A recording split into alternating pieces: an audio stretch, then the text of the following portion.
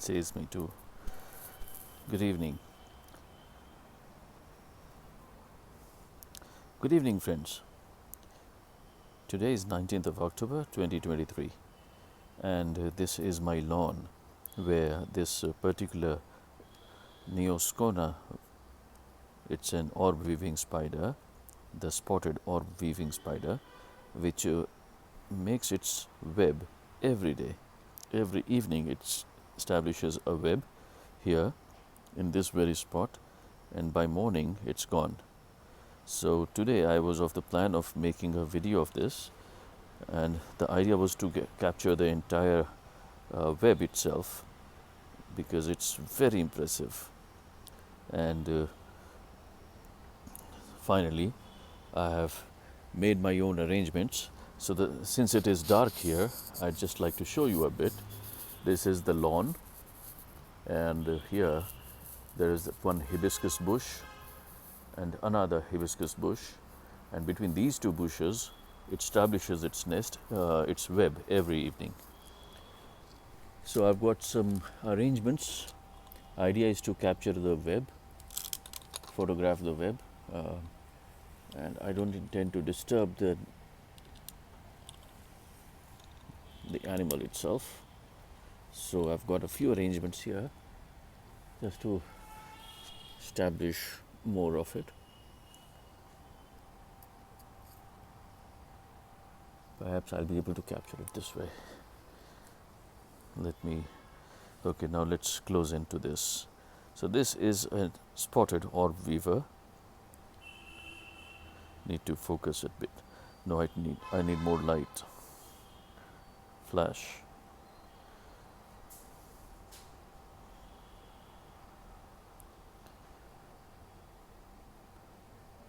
So this, let me focus it again. Focus is probably logged. Need more light. I'll get this handy light. All right, here now you can see it a little better. So this, you can see there are two spots on the abdomen, ventral part of the abdomen, which calls for its identification. And the uniqueness about this particular species is that it casts very big webs. You can just imagine the size of this web. It's about, from ground level, it's about 5 feet in height. The diameter of this web is oblong. It's not perfectly circular, but oblong, and this the width is about, how much? I've measured it once, but today I haven't. So going by the same premonition, it's about 14 inches, 13 to 14 inches on this side and 13 to 14 inches on the other side. So it's about 20-25 inches in width, and in height it's about a little more. It's about 1.5 feet and 1.5 feet on the other side also. So it's pretty oblong, like a parabolic dimension, and it's pretty sturdy as well. You can just see the number of threads in the web. And the web, they cast it in a very given pattern. It's good that I'm getting a reflection of the silk, light on the silk. So this is the first point of conjunction. Let me shake that leaf. You can see that. So what is happening is, from here, two strings have gone. One has gone horizontally, this one, and another one has gone diagonally downwards, and then it is supported by a y-axis sort of an arrangement by another silk, and then it keeps on bifurcating. So there have been a lot of studies which have established the structuring and construction and architecture of this web. Let's just count the number of webs, barring the very first one, barring this first one which is shining here. This one I won't count that, because that is the basic string. These round ones. So this is the first. Oops. Okay, it's hunting something. It's got a bee. Great.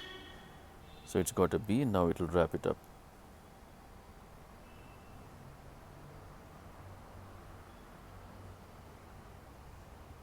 So it has been rewarded pretty well.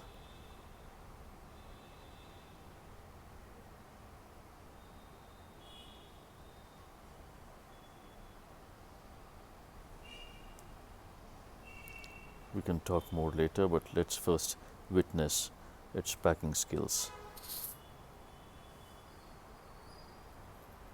How beautifully it wraps up the prey in its silk. It's marvelous. The colors here have exploded because of this light. There's a mosquito which is bothering me around here. Need to kill that fellow. Go. So it has just caught a bee and it is wrapping it up. It has already done a bit of packing here. You can see that.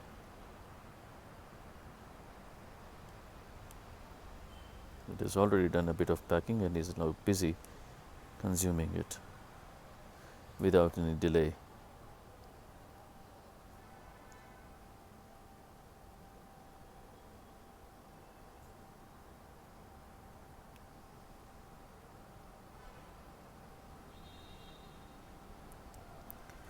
Okay, so we were talking about the web.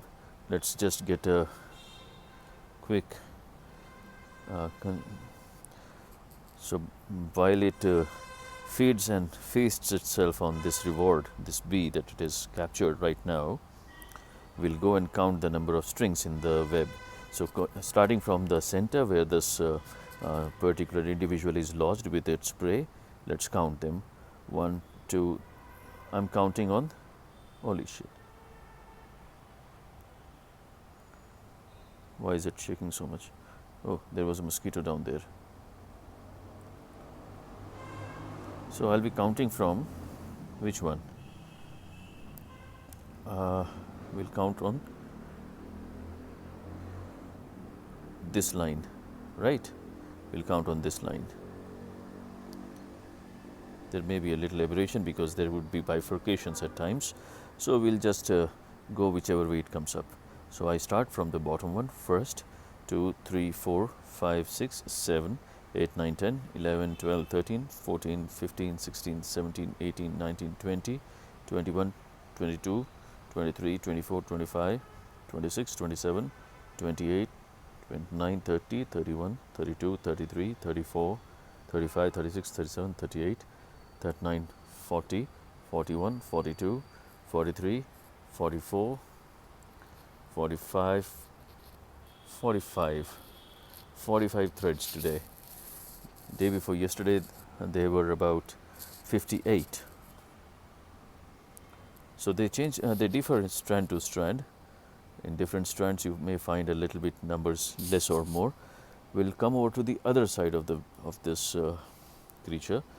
Now since I have 3 more viewers, let me show you once again just for the sake of it. This is the spotted orb weaver. You see that spot? Looks like a face, like a girl with curly hairs hanging on both sides till the ear. Then there are those 2 eye spots, which are basically the spots that we talk about for its identification. The legs, they are red. The femur part, the first part, the femur part, they are red. We'll come over to the other side and see it better. Hopefully I don't disturb the nest, the web. I don't know where it is connected. So you can see that web. Okay, here is the webs. So I'll venture in from this side. Hopefully I don't disturb.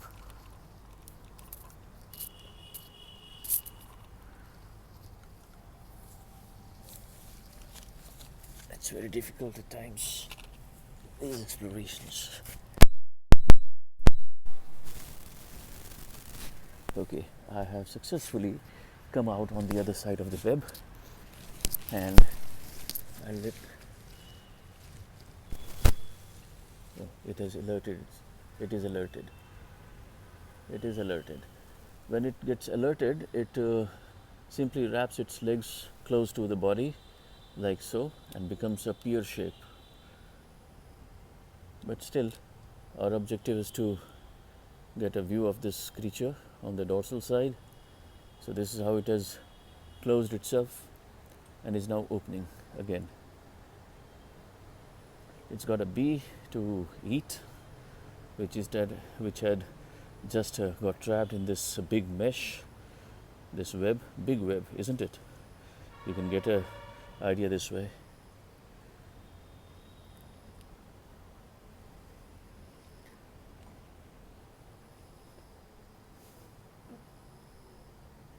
By morning, it'll eat away this entire web and hide somewhere.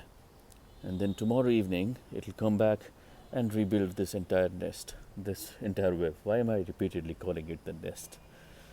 So this is cool stuff. This is the Neoscona. The Neoscona, probably crucifera, could be. The spotted orb weaver or the red-femored orb weaver. Right. So now I won't disturb it and go back onto the other side without disturbing the web. It's very difficult. Successfully I've come over to the other side. You can see the leaves shaking. So before I wrap up, a few takeaways of this web that I'd like to share with you. A few things are immediately noticeable.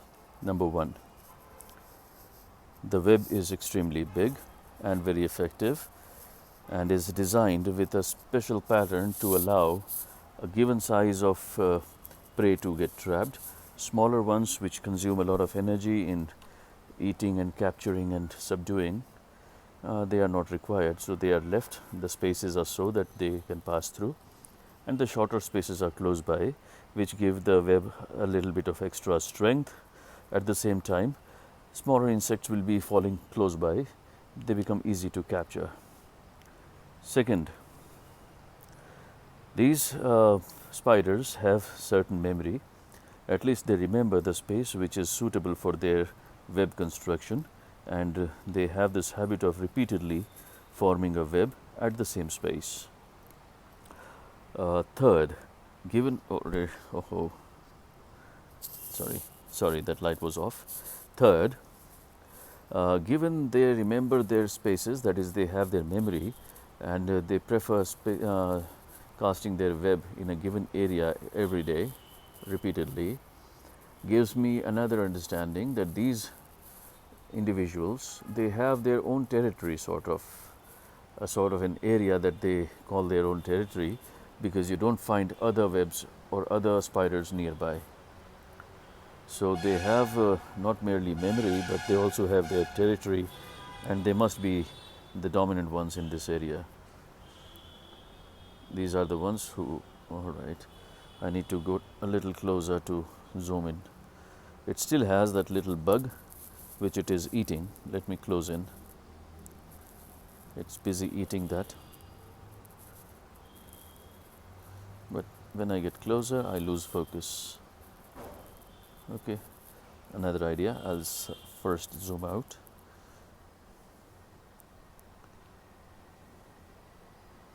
Then close in slowly.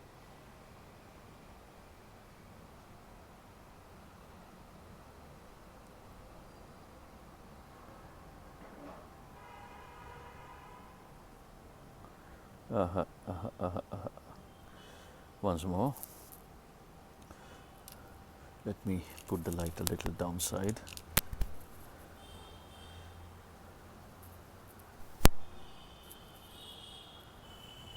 Maybe this time we'll be able to get a view of the prey that it's feeding upon.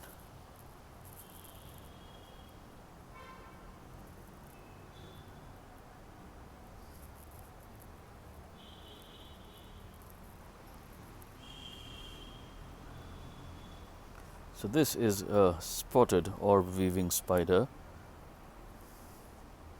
a very dominant, strong, territorial, ferocious, and a very beautiful creature. I'm sorry for the handshake. There's this air which is causing the web to move. So I'll wrap up the story. I just wanted to share these few points that I've just mentioned. Number one, these orb weaving spiders, they build very big webs, and they start in the evening, finish off by the morning, wrap it up. So they close their shop and carry it all lock, stock and barrel. Second, they have a sort of memory, a remembrance, through which they recall the specific place where they build their webs. Like this particular creature, we had already seen, builds a web from this twig to sometimes this or sometimes this twig. And thereafter, third, the webs are pretty strong, and they, as I said, they carry it away in the morning. They just pack it up, eat it up. Third, another thing that we can immediately decipher out of this behavior of this particular specimen is that they are sort of territorial, because each individual has its own defined area where it establishes its web. On that line, let me just see, there was another one, another spider, another orb weaver, which used to establish its territory, rather has its territory on the other side. Let me go there. Hopefully there aren't any serpents here. None by far. There are supposed to be a few. Okay, so it's not here today. It's not here today. Maybe it has changed its mood, not in the mood of establishing a web today. So we go back to the previous one, the original Neoscona, and that's my tamarind tree, sleeping now. It's pretty late here in India. Right, so a last view of this big web and this beautiful, beautiful creature. So this, dear friends, is the Neoscona, the spotted orb weaver, also called the, sorry, lost focus. The spotted orb weaver, also called the red-femered orb weaver, and is a beautiful one. It's a beautiful creature, completely carnivorous. It knows nothing else but meat and blood to eat. You see those spots? Those two spots prominently which shine like eyes, they are the defining features of this particular species. Those are the spots, and it has been feeding on a little bug on the bottom side.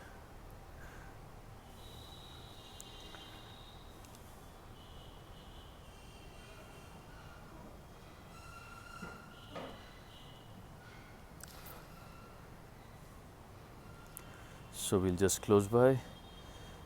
Thank you for being with me. Maybe tomorrow, if I find it, I'll post again.